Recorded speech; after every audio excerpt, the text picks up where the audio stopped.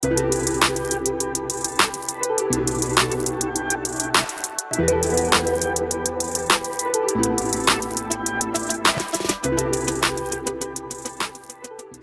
Mr. Pahlavi, thank you very much for your time and for being with us.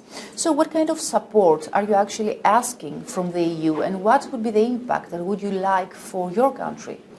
Well, as you know, obviously there has been a campaign of bringing maximum pressure on the regime, which has been the sanctions on the regime and perhaps additional sanctions on the IRGC and so on and so forth.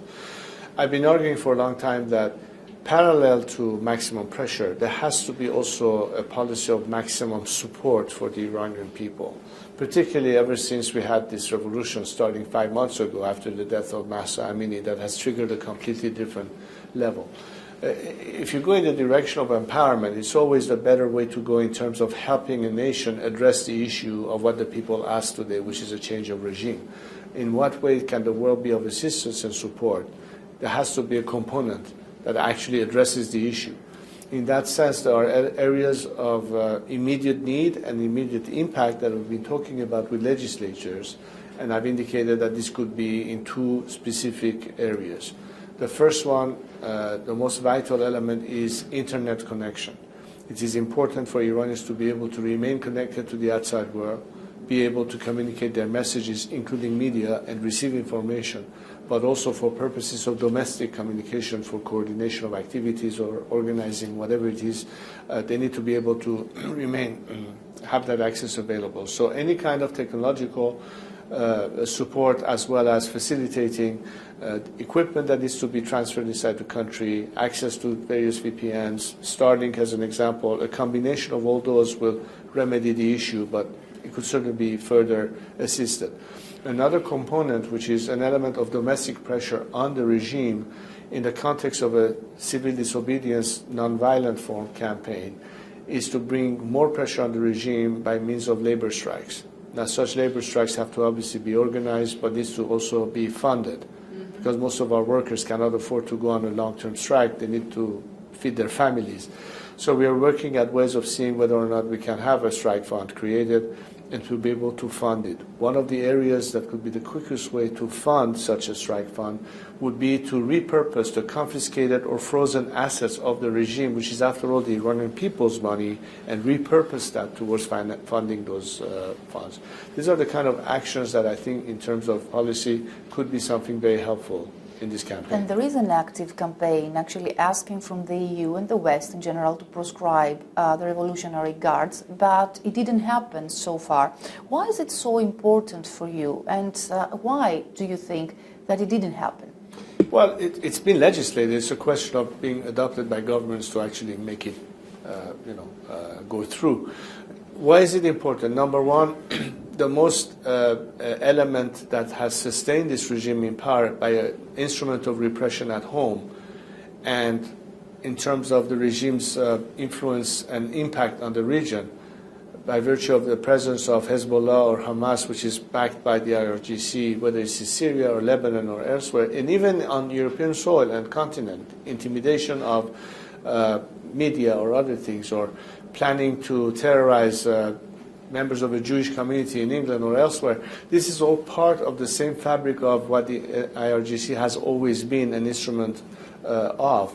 And by further adding pressure on the regime by sanctioning the IRGC and stating it as a terrorist organization could bring even more abilities to freeze their assets, which is certainly a big chunk. And also it will at the same time create an element that will make it even more likely for defections to occur. Because in our scenario of transition, we're trying to include maximum elements into the after regime situation. A scenario of exit strategy has to be provided. Understand that it's a very top echelon of this paramilitary mafia that benefits from the arrangements they have in the regime in terms of the monetary aspect of it. But the bulk of the IRGC members are not benefiting from it financially. They're getting salaries, sometimes not enough to cope with. They even have to have a secondary job. How long can they sustain themselves in that package? if they think that the time has come for them to reconsider how long they want to stick with this regime as opposed to join with the people, the more pressure there is on that organization, the more labeling of that organization. Most of them would not want to be part of that designation.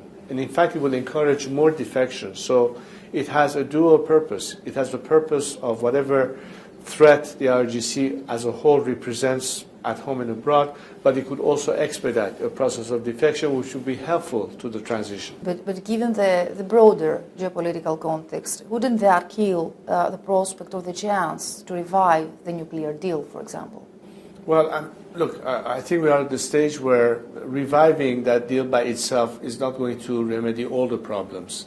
It may not even perhaps address in time the whole nuclear threat that the regime poses. The ultimate solution to the problem, and we've always argued that it's the nature of the regime itself that brings all elements of instability, not just on the nuclear issue. You're talking about terrorism, you're talking about supporting radical groups, you're talking about more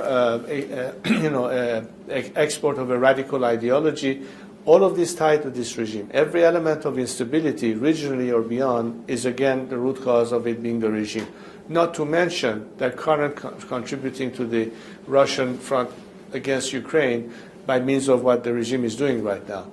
If you look at it, at the end of the day, the solution is for this regime to disappear. And I think that none of these agreements is going to necessarily eliminate the rest of the problem. So I'm not looking at it only from the vantage point of a nuclear deal revived, because the first time around, it didn't get net give much benefit to the West, but it was mostly beneficial to the regime itself.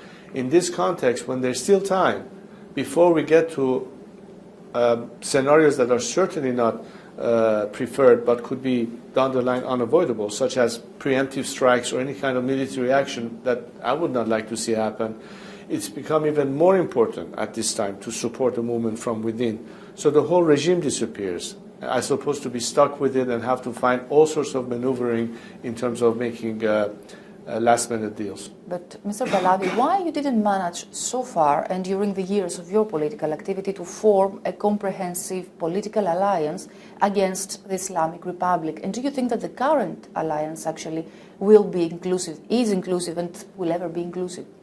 Well, first of all, for a coalition to form, there has to be an impetus that makes them immediately impactful.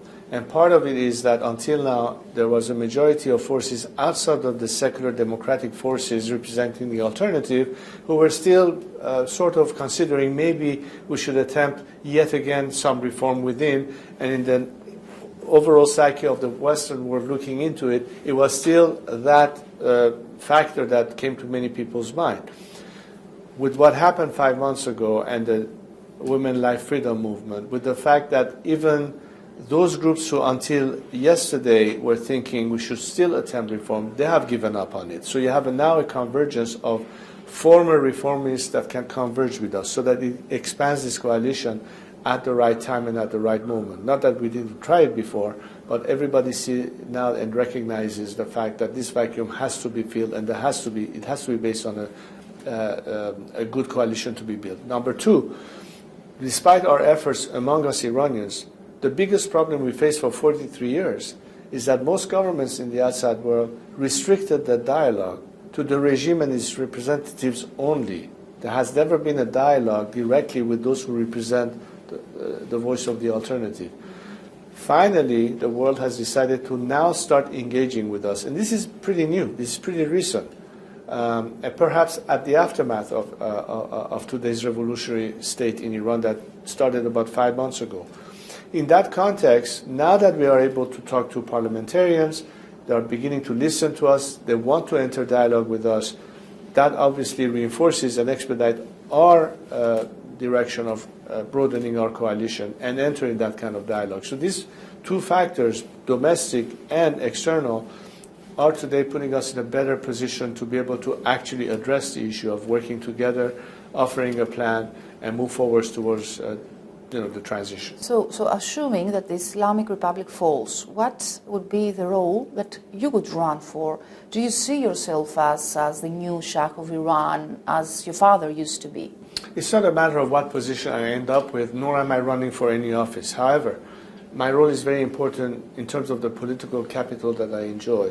to bring as much solidarity on a common mission that drives us to manage the period of transition towards the formation of a constituent assembly, which is the only vehicle through which people's representatives will have to make all the decisions necessary in adopting a new constitution, debate the content of the future system, to be finally ratified by means of a referendum. The process, therefore, is a democratic one, whereby during the transition you obviously have to have an interim government that has to manage the country's affairs temporarily, which can be populated mostly by people who are already inside and can fill the void right there, but also to work the formula for preparing the stage for that election of that assembly. The goal is to get to the point where we can have that constitutional assembly formed, elected, and begin working on whatever is the future package presented to the nation. That's our mission right now at this stage. How long would all this process take? Meaning, of course, that the economic situation in Iran is really bad. So how long would it take for an economic reconstruction? And how long would it take to form new democratic institutions for the country? Well, obviously, the components are such that you have a host of groups that have been anticipating once the change occurs in terms of formation of political parties, or at least beginning to bring the elements, because ultimately it's going to be the political parties holding elections to form the first government. So naturally they have to prepare for that. At this stage, what we're talking about is the instrument that can manage the transition phase. It doesn't have to be very long. I think realistically we're talking maybe 1.5 to 2 years maximum, but within which time there's enough time to set the stage for the election of the Constituent Assembly and not to drag our feet too long, because all the reversal of sanctions, everything that depends on a normalization cannot last too long. We need to be able to also fund the interim period, so the interim government have at least means to conduct whatever it needs to do. The country cannot stop functioning. Hospitals, electricity, water, whatever it is. So that's another challenge. And we have a whole bunch of different groups, expert groups, that are studying many aspects of that transition. For instance, in terms of transitional justice, in terms of a truth and reconciliation type process that we saw in South Africa, elements of this nature. How do we deal with the remnant of the regime? Those who have to stand trial for the crimes they have committed.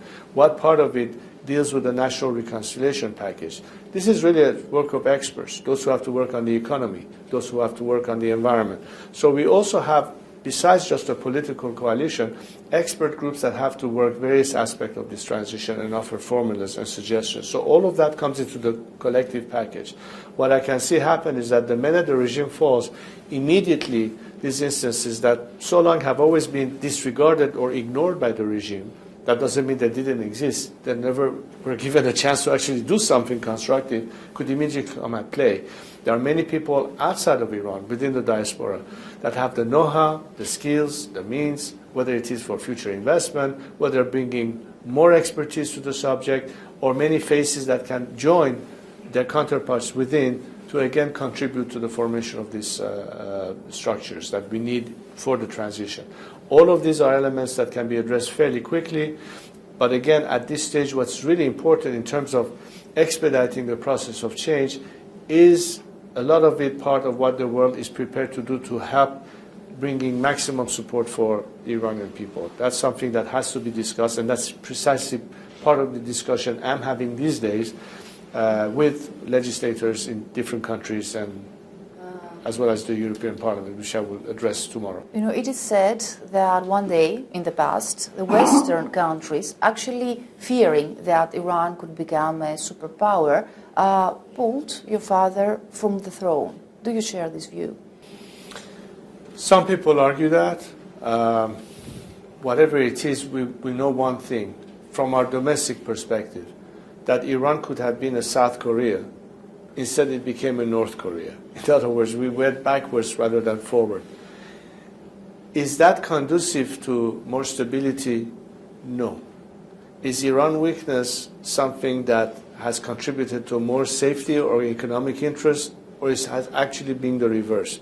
Every arrow points to the direction that if that theory held true, the net result was no gain, but in fact a loss, if you say that that was the Western prism. So I have a hard time buying that idea, But even if we were to suggest that that was the intent, the result is certainly not what we were expecting. And so regardless of that theory... Actually, what makes you believe that this would never happen again? Because I think that our immediate neighbors recognize that whatever democratic transition in Iran that will contribute immediately to a direction of stability, and stability is a precursor to engagement, cordial relations, investment, development, regional cooperation on all the grounds, depends solely on how stable and how transparent and how caring for their own nation is in the equation. And as such, it is our necessity and national interest to be able to work with our neighbors, to be in cordial relations with the Arab world, with the Israelis, our immediate neighborhood, and of course beyond. And as you know, in terms of values, what the Iranian people cherish in terms of values, whether it's about human rights or everything else, it's the same values that you have today in the Western world. This regime is the antithesis to all of these values. So weakening the country and giving it at the hand of those who are in direct and diametric opposition to every value that we want to have, that you share with us, is a foregone conclusion. It's a matter of time for us to implement it, and the immediate ramification of it for a world that says we don't want any more instability. Well, in fact, we're going to address that.